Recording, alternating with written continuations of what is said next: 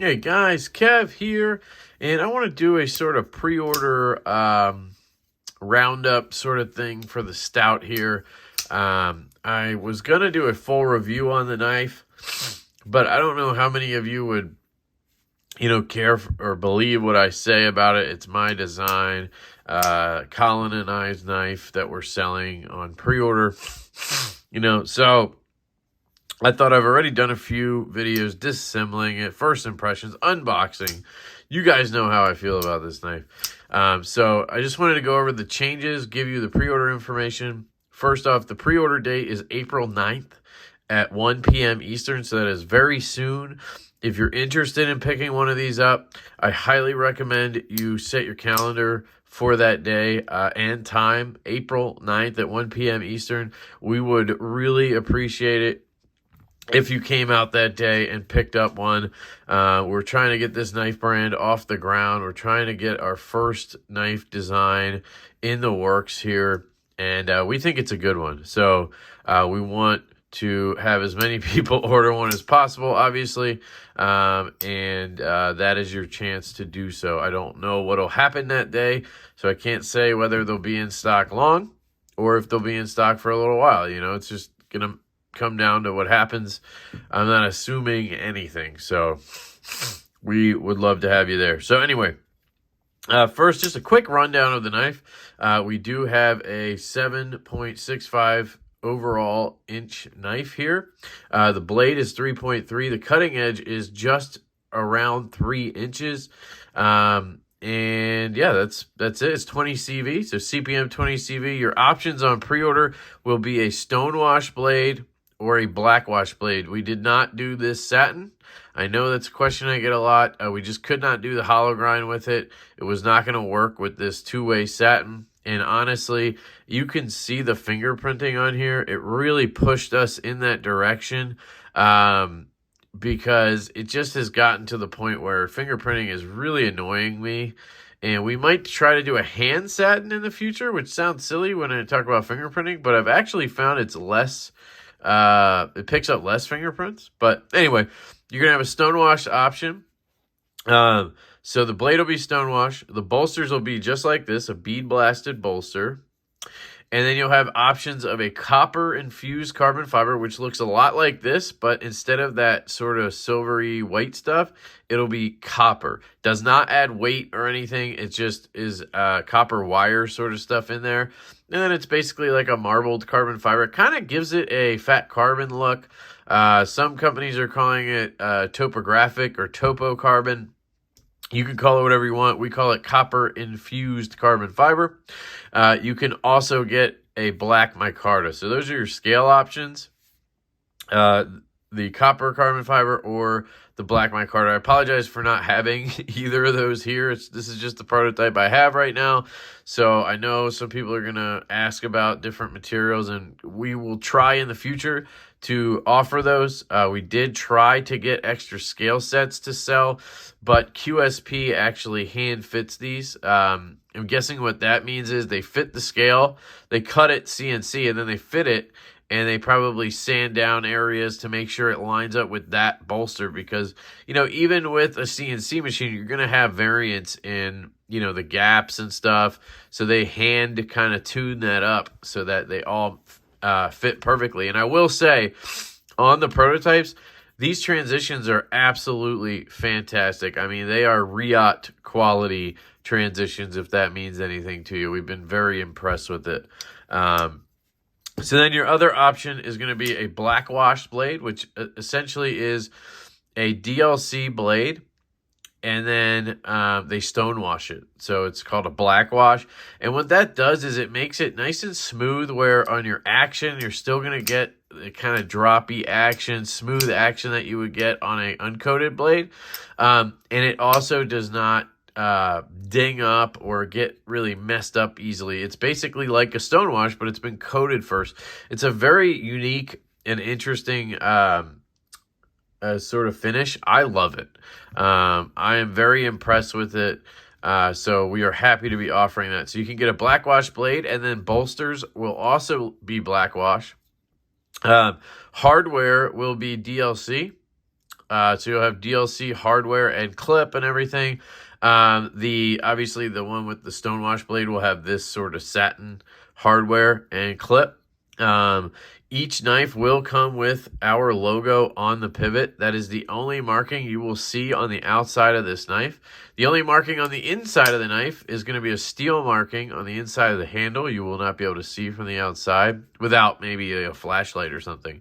But the steel marking will not be somewhere on the blade like this. I'm not a fan of that. I don't like it here on the blade. I don't like any markings, honestly. We did want to have our logo on the pivot because we just thought that made sense. But each knife will come with an extra set of hardware. So you'll be getting an extra pivot. You'll be getting an extra clip, extra hardware, obviously, all of the screws. I believe it will include clip and bearings as well. I believe the only thing not included in the extra hardware is a steel insert. I can't be positive on that. And I kind of want to make sure that we do offer that because that's something that you would possibly need to replace.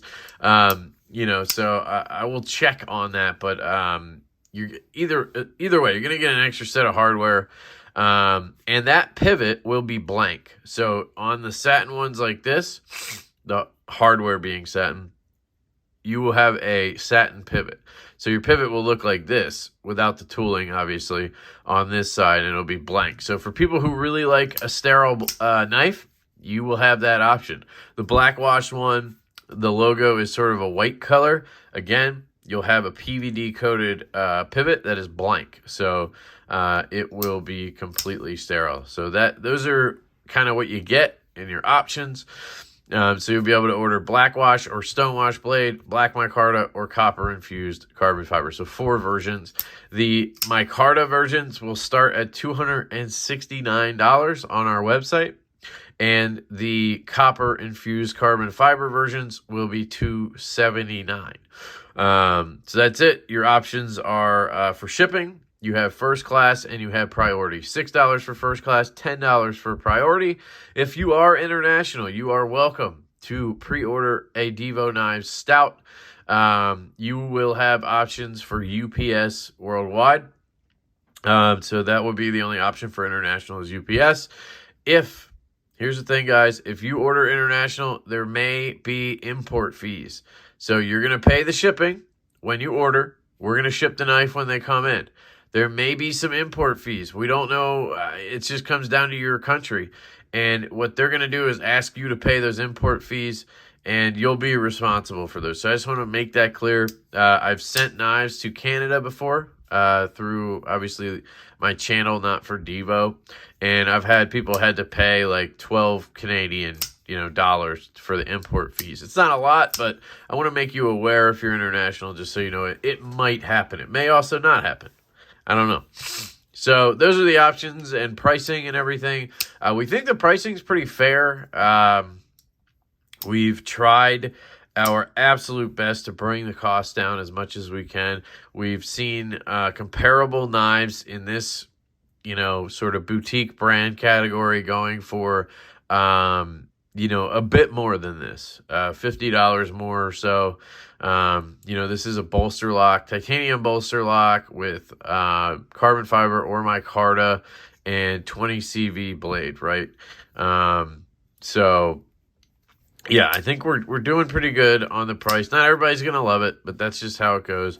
It's not going to be comparable to a Kaiser or a Tucson. That's just how it is. Because they're making the knife directly at very low costs and selling it directly. They can pull that off. You know what I mean? We're having QSP make this. They have to make their money. And then we have to make our money. Then we have to leave room for dealers if we go through dealers. And we obviously have to pay for packaging and shipping and handling, all that kind of stuff. So we think it's fair, and we are including the extra hardware. You'll get a really nice faux leather zipper pouch that has a kind of gold zipper on it, has our logo embossed on the front, Divo Knives. You'll get the extra hardware. We're going to try to throw in extra goodies like coasters. These are cardboard ones. We're going to try, I can't guarantee this, we're going to try to have leather ones made by Lancelot Leather if possible, and those will be included.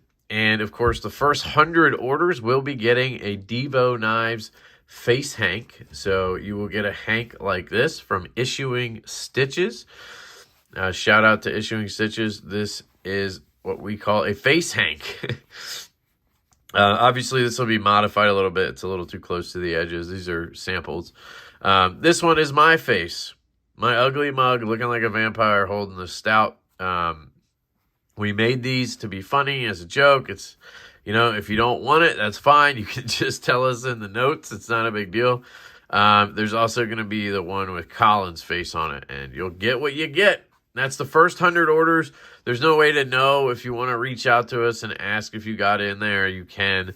It's probably going to be order number 1002 through 102. 100 orders. So, yeah. So that's all that information. Let's talk about the changes to the knife, right? So obviously we're going to have the stonewash and blackwash versions like we talked about.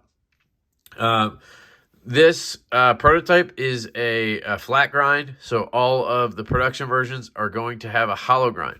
It's not a super deep hollow grind, but it is a hollow grind, and it does help making the knife a little bit thinner behind the edge, makes it a little slicier. It does help, in my opinion, with sharpening the life of the blade. It'll keep it thin as you go up, and it's still plenty stout enough to take on the tasks you need. We're going to be shooting for thickness behind the edge of 0.018 or 18 thousandths to 22 thousandths behind the edge. That's the target they said they could hit. They have to keep that kind of 4 thousandths range there because it's obviously they can't hit the same mark every time. We wanted to keep it there because we wanted it to be slicey, but we also wanted it to still be robust enough to handle harder use tasks if you needed to, because we believe this knife is first and foremost a user knife. It just really, really is a comfortable knife to operate and hold and cut with. The blade is just made to work, and we wanted that to be the foremost kind of thing that we're dealing with on the blade. But we still wanted it to be thin enough to do, our everyday EDC tasks and not become a burden like some thicker knives. So we think that's a very happy medium, 18 thousandths to 22 thousandths. The clip. So the clip will be updated. The spacing is more what's going to be updated. Right now, the spacing is a little bit thinner than we wanted it. We actually thought this was going to be able to fit Lynch Spyderco wire clip replacements, Rips Garage Tech, stuff like that. But it didn't work that way on the prototypes. It will be adjusted for the production version to fit those aftermarket clips. And because of that, it's also going to help lower this screw down a little bit, so the clip screw is not sticking up as high. And they're also going to take a little bit off of that clip screw, so it's going to be a little less rounded. So it's going to sit deeper. It's going to be shorter. So it's just going to be a better experience. Although, honestly, it's been great in pocket. Only on like really thick pants has it caught a little bit on that clip screw. But it just seems like a good idea to kind of knock that down a little bit. And it'll kind of help on the show side as well.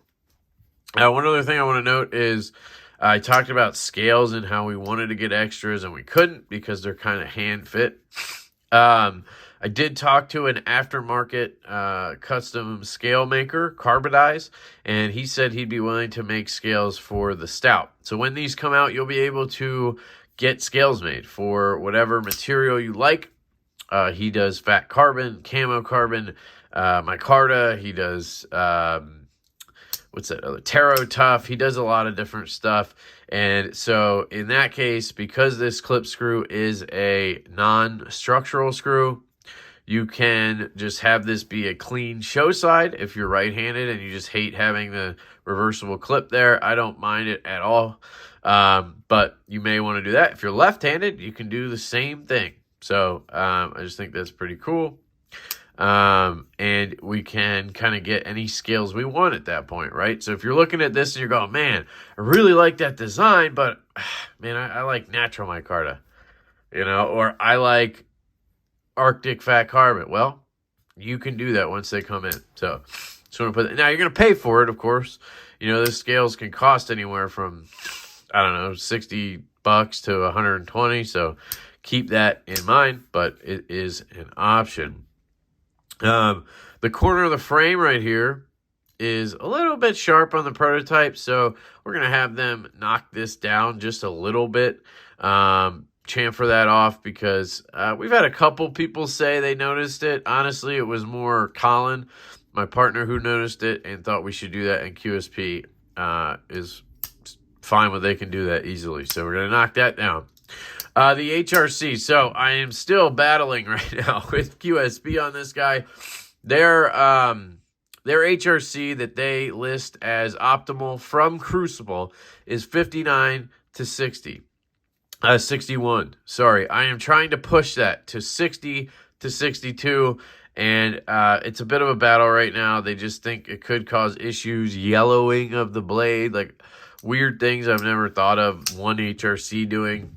But hopefully we win that battle. I cannot guarantee that at this point.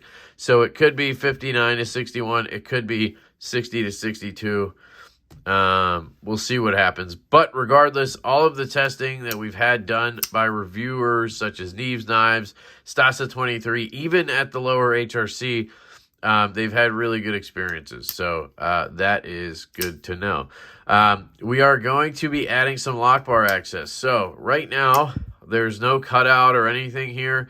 Basically, there's just enough room to get in and get your thumb in. You know, you can use the tip of your thumb right here, like the corner. You can use the front of your thumb if you want to do it that way. You can slide across and do this, whatever you want to do, right? But we thought it might be good to cut it back a little bit, so we're going to bring this down a little bit. So basically, you're just going to shave off from like here to like here. It's just going to be cut back a little bit so you get a little bit of access in there. And it's just going to help overall with the access. It may affect the aesthetic just slightly, but I don't think it's going to be a big enough detractor in that sense. The positives will outweigh the negatives on that change for sure. We are thinning the chamfer on the lock bar cutout. So yes, we had a couple people note they thought this gap right here was too big. Honestly, I didn't even think about that, but hey, we listened to the people, and basically QSP told us that they did a nice deep chamfer on both sides there, and that's why it kind of has that appearance of it being a thick kind of gap. So they're just going to cut back that chamfer a little bit, and then I'll make it appear thinner. I guess it will be thinner. I don't know why I'm saying appear. So that's all. We're just going to have that chamfer brought thinned out a little bit, and the whole frame lock gap there will be a little bit tighter. So that's being done. We're adding the steel marking to the inside of the handle, like I mentioned earlier. So in there somewhere on the inside of the frame, it'll say CPM 20CV. And there may be some other changes that come as we get more feedback, but that is most of it, guys. We have dialed this thing in as best as we can. We have listened to everybody who has given us feedback. We really appreciate everybody and anybody who has gotten this in hand and given us any type of feedback. It has truly helped a lot. Things like that gap, things like this sharpness right here, things we just did not notice, especially before getting it in hand, but even after getting it in hand, some people's hands are just different, right? So it was really good to get that feedback and get it all taken care of. So if we have more feedback as we go, if we can make changes that need to be done before production is done, we will do that. Delivery date. So if you order the Stout on April 9th, we are looking at a delivery date of August to September. I'm giving it that window because QSP has told us it's a 90-day production, right? And depending on the number we order, it might go up to 100 days, but either way, it's around 3 months. So if we place the order in April, at some point, we have May, June, and July, right? That's 3 months. But you have to remember, you know, we have to send them money. We have to do all that. Then when they're done, they have to ship the knives from China to us. We have to QC check them, pack them up, get them all ready, and then ship them to you. So just to be safe, I'm tacking on 2 months, right? So I'm saying August, September. So it could very well be sooner. I did not want to risk saying it would be sooner and then having it show up later. So we're going to do the opposite, right? We're going to under whatever and hopefully over deliver. That's the plan. If I could get the saying right, that's the plan. So guys, that's all the information I think you guys need at this point. Please go check out reviews from, there's a bunch of channels that have done reviews on the Stout so far. Bearded Gear, Grady's Gear, D2M Knives and Gear, Stasa 23, Neves Knives, Therapeutic Edge, Women Carry Knives. I'm sure I'm a Stevie Wonder Woman. Hopefully by the time this comes out, you also see some other ones. If I missed any, Knives Fast. If I miss anybody, I really apologize. I'm just trying to, throw it off the top of my head there. Monterey Bay Knives, Sanford Owen, got to look at one. So we are very, very excited. We are humbled by the response so far. It has been very positive.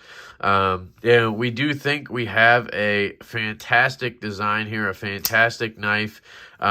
It just kind of checks all my boxes, which is why it was, a design I initially came up with. We wanted something that is fun to flick, that is very satisfying to reverse flick, but you can manipulate it with your thumb. You can slow roll it out.